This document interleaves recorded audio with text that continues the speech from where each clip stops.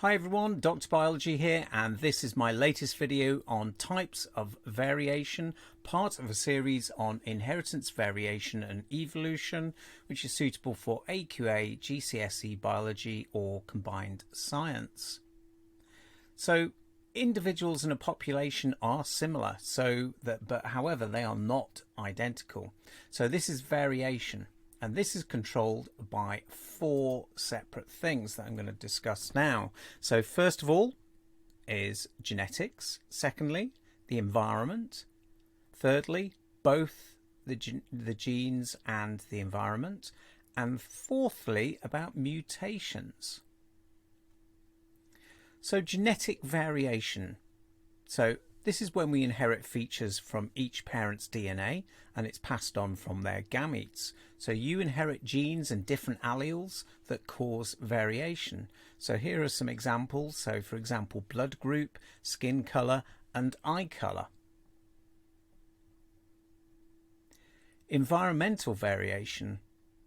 So characteristics of animal and plant species are affected by such factors as climate, diet, accidents, their culture, their lifestyle, for example. So if you eat too much, you will become heavier. If you eat too little, you will become lighter. So also environmental variation. Here's an example of a tattoo. In plants, the shade, if you're in the shade of a big tree, if you're a small sapling tree, you won't grow as fast. Now many characteristics are controlled by both genetics and the environment. So things like body weight, height, condition of your teeth, academic or athletic ability, they can be a combination of both.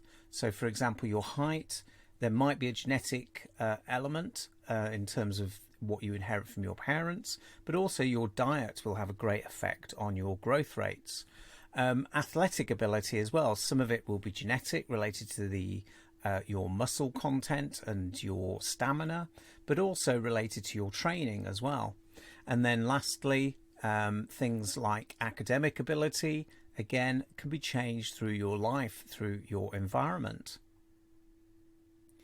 It's important to remember, as part of the major part of variation are mutations, and we've discussed that in an earlier video. So a gene can mutate, so usually it's a random change in your DNA, and this can produce a genetic variant. So this may lead to changes in proteins that are coded for. So most of these have little or no effect. Some have small influences, and occasionally they can have dramatic effects, as we have seen when we looked at inherited disorders. Okay, so here's a little task for you to have a go at. As it says, I'd like you to find the different variations of species in the paragraph, and you can highlight them. So what you could do is just maybe write them down and then highlight whether they're inherited, environmental or both. So I'd like you to pause the video now. Okay, so let's look at the answers. So as you can see, as it says, on a visit to the zoo, a student saw, and this is inherited, lots of different types of big cat. In the Pride of the Lions, the males had a mane, but the females didn't. Will that be inherited? There was one lion with a big scar on its face. That would be environmental. Some of the lions were a little overweight. That would be both. And then all the tigers had stripes, whilst the leopard had spots. That will be inherited. And then some of the leopards were larger than others, and that will be both genetic and environmental factors. So let's go on and have a look at some exam questions. Okay, so we're at a question checkpoint. What I'd like you to do is to pause this video, read the question and try and answer it. So pause now.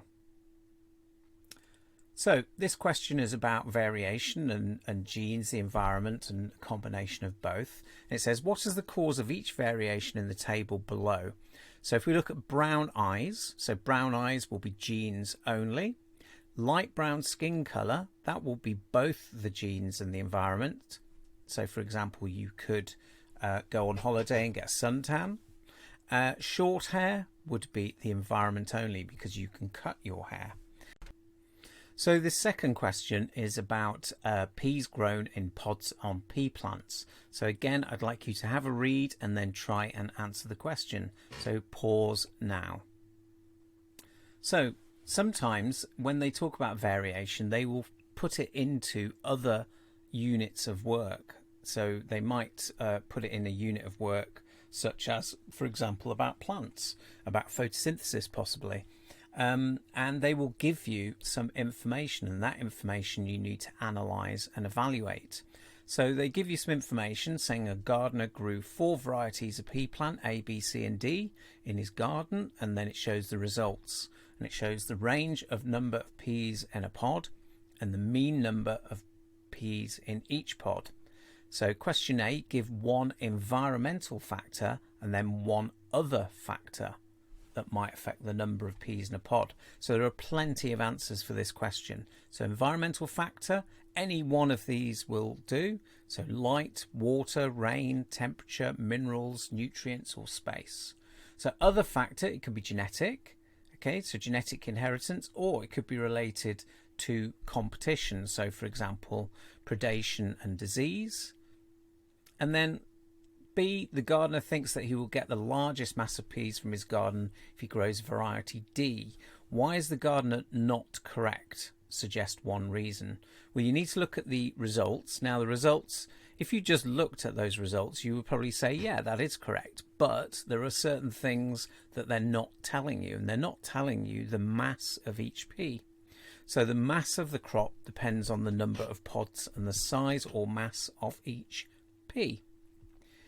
Okay, this next question, again, I'd like you to pause and read it and answer it, please. Okay, so this question was based on meiosis, actually, and mitosis, and this is only part of the actual question. So it says, explain why the foal will look similar to its parents, because genes or DNA are passed from the parents, and why will it not be identical? Well, genes or alleles may be different, or there might be an environmental difference, or there may have been a mutation. So that brings us to the end of this video. Please do check out my other videos in this section of work, and please do subscribe. I'll see you soon.